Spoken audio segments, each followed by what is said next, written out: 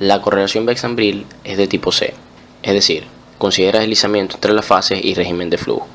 Esta puede ser aplicada en tuberías horizontales e inclinadas. El procedimiento de esta correlación es el siguiente. Primero se calcula la presión de cabezal, si es necesario, y si no, se pasa a calcular una presión promedio y temperatura promedio del tramo estudiado, en LPCA y grado Fahrenheit respectivamente. Luego se determinan las propiedades físicas del petróleo, la relación gas-petróleo en solución, el factor volumétrico del petróleo y su densidad, a través de la correlación de Standing, Almarhon, Vázquez y Bex, Smith y Corpoven total, se calcula el ERS y el factor volumétrico. En caso de que sea una sección inclinada, se calcula la tensión superficial del petróleo. También se determinan las propiedades físicas del gas, su factor volumétrico y su densidad. Y en caso de que sea necesario, se calculan las propiedades físicas del agua.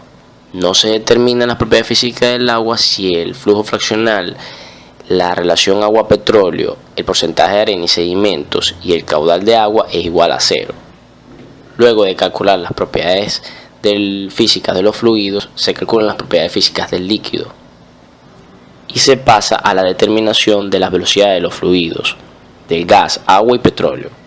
Si la velocidad del gas es mayor a la velocidad del líquido, existe deslizamiento y se determina el patrón de flujo según la correlación de Beck-Zambril, la cual requiere del conocimiento previo de varios números adimensionales, incluyendo el número de Frode, que relaciona la velocidad de flujo con el diámetro de la tubería.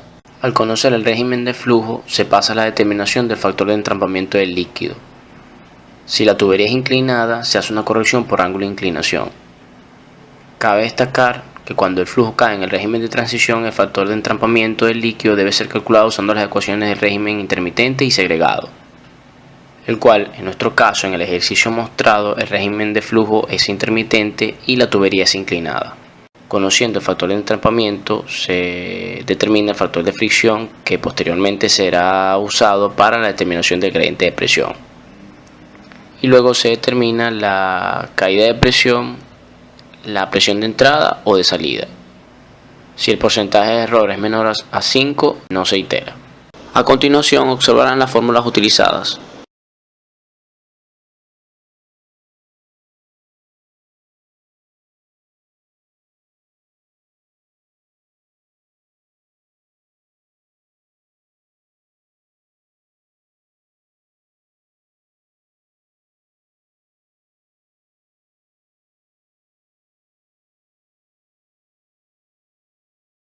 La correlación de Podman y Carpenter es una correlación de tipo A, que no considera resbalamiento entre fases, la densidad de la mezcla se calcula en función de las propiedades de los fluidos, el factor de fricción se determina de manera empírica y no se distinguen patrones de flujo. Podman y Carpenter desarrollaron una correlación basada en la ecuación general de energía, donde la pérdida de energía total se debe a las pérdidas por elevación y por fricción. Los fluidos se consideraron como una mezcla homogénea de petróleo, gas y agua. La pérdida por fricción se calcula usando un factor de fricción, y esta correlación predice las caídas de presión con una aproximación de 10%.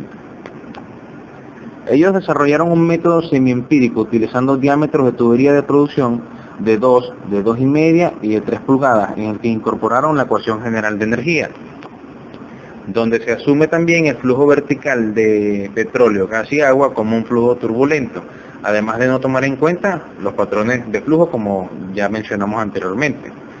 Se considera una viscosidad menor a 5 centipoise, una relación gas-líquido menor a 1500 pies cúbicos sobre barriles, unas tasas de producción mayores a 400 barriles por día, y se desprecia el término de aceleración, ya que para los autores lo consideran significativo solo a grandes velocidades.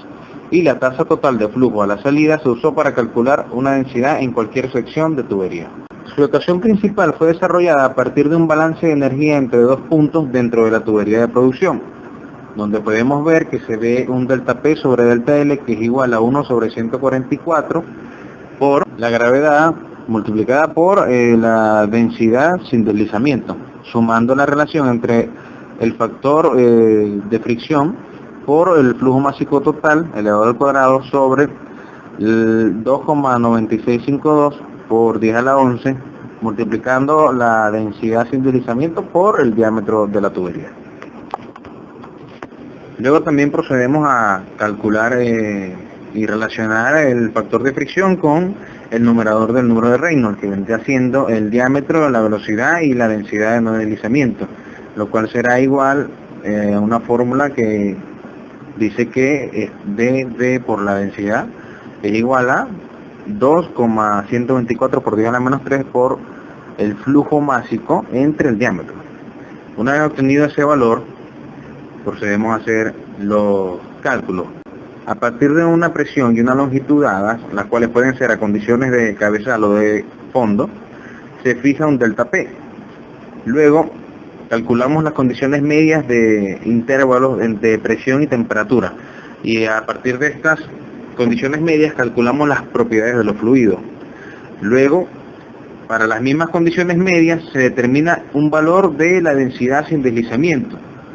Y luego de tener eso, determinamos el valor del numerador del número de Reynolds para luego poder obtener el factor de fricción por medio de la gráfica de Topman y Carpenter. Procedemos a calcular la caída de presión.